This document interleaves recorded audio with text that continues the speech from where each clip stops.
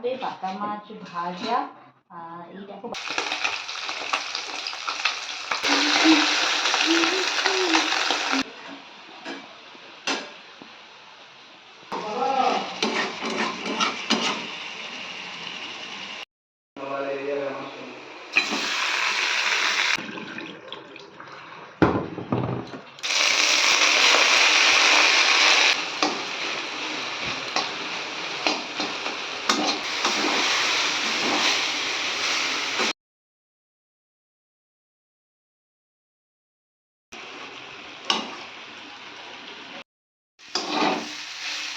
খেয়ে নেবে, খেয়ে নেবেন তো গুড় দিয়ে।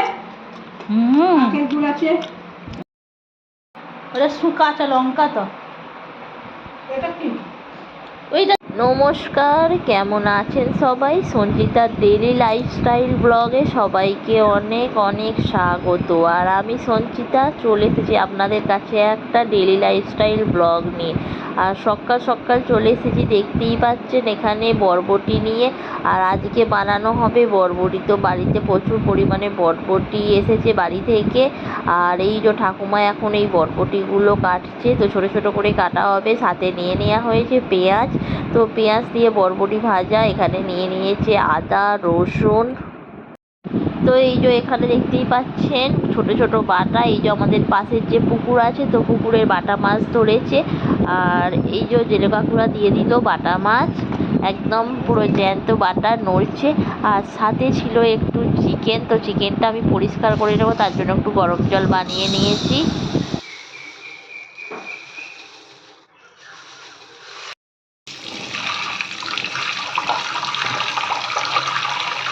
একটু মসুরির ডাল নিয়ে নিলাম, আর মসুরির ডালটাকে খুব ভালোভাবে ধুয়ে নিচ্ছি।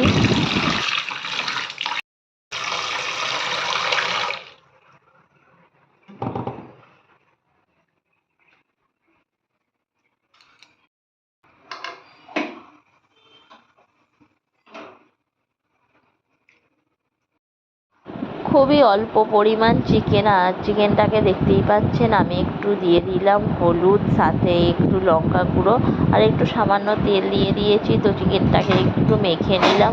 আর এই যে এখানে আমার মসুর ডালটা সিদ্ধ হয়ে গেছে।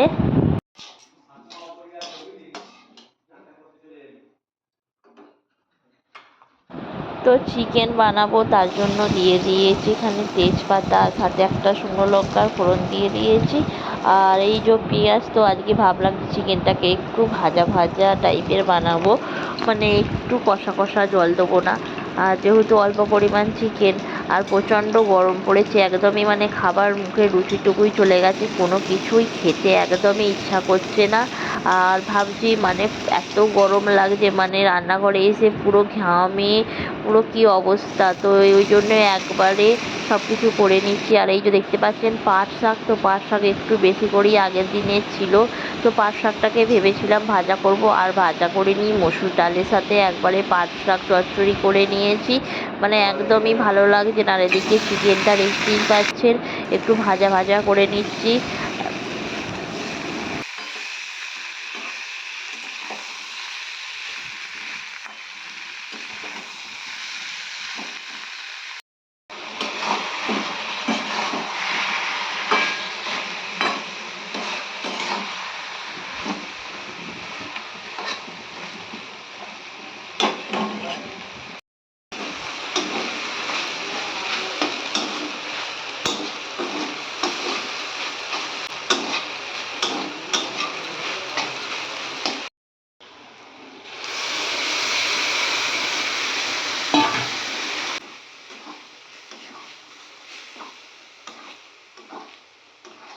তো এদিকে ডালটাও সিদ্ধ হয়ে গেছিলো, শাকটা ভাজা ভাজা হয়ে গেছে, তারপর ডালটা দিয়ে দিলাম। আর আজকে কোনো এটাকে জল দেবো না, এইভাবেই নামিয়ে নেবো একটু নেড়ে চেড়ে। তো দেখতেই পাচ্ছেন এখানে আমার রেডি হয়ে গেল পাট পাতা দিয়ে মসুরির ডাল। আর এদিকে যেহেতু চিকেনটা পাশেই করতে দিয়েছিলাম, তো চিকেন কষাটাও মোটামুটি রেডি হয়ে গেছে, দেখতে বেশ দারুণ লাগছে।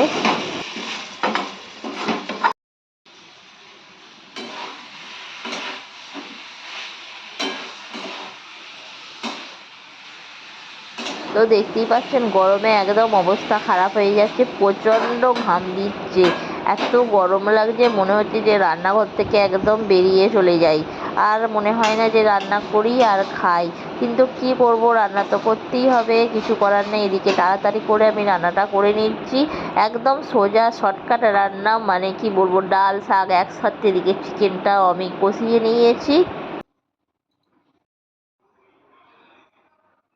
আর এদিকে ঠাকুমা দেখতেই পাচ্ছেন মাছটা বেছে ধুয়ে দিয়ে চলে গেল। তো আমি একদমই সময় পেলাম না যে মাছটা বাছাটা একটু মানে জাস্ট তুলে ধরবো আপনাদের কাছে কীভাবে মাছটা শর্টকাট করছে।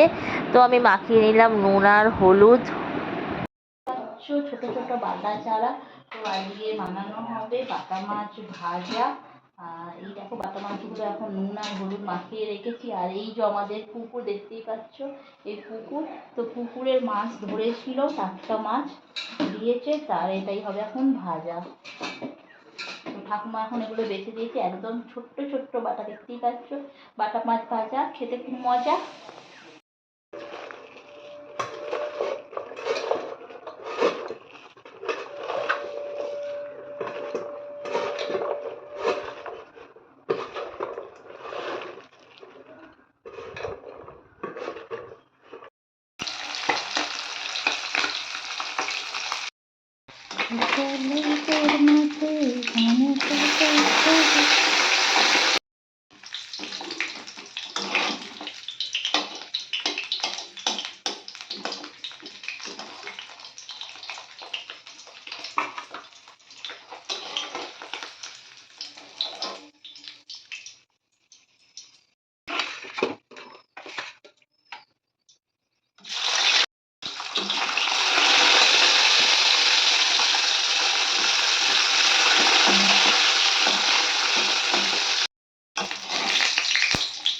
তো দেখতেই পেলেন যে বাটা মাছটা আমার ভাজা হয়ে গেছে, আর আজকে তো বাটা মাছ ভাজাই হবে, বাটা মাছের ঝাল বানাবো না। আর এই মাছ ভাজা খেতে নয় খুব সুন্দর লাগে। তো কারা কারা মাছ ভাজা খেতে পছন্দ করেন একটু কমেন্ট করবেন। আর মাছ ভাজাটা আমার হয়েই গেছে, আর এই যে এখানে বরবটিটা ছিল, তো বরবটি লাস্টে ভাজবো, একটু নুন দিয়ে মাখিয়ে রেখেছিলাম, আর সাথে দিয়ে দিয়েছিলাম তেল, একটু পেঁয়াজ দিয়ে দিয়েছি।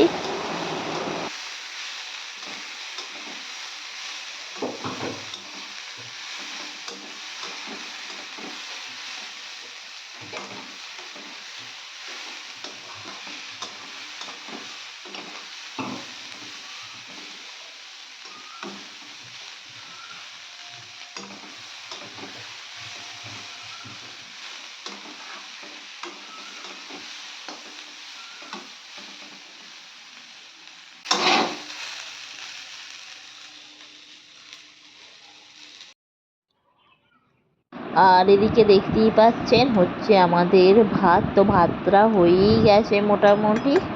তো পাট শাক দিয়েছে এই ডালটা একটুখানি বেশি, পাট শাক ছিল না অনেক।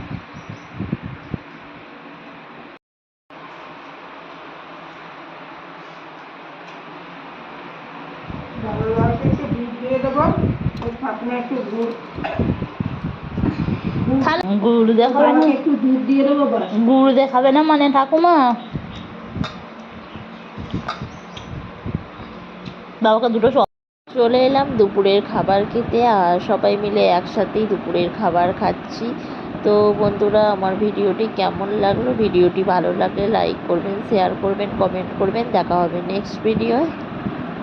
আর এই যে বাটা মাছ ভাজা দিয়ে ভাত খাচ্ছি, বাটা মাছ ভাজা সাথে বরবটি ভাজা দিয়ে খাচ্ছি প্রথম ভাতটা।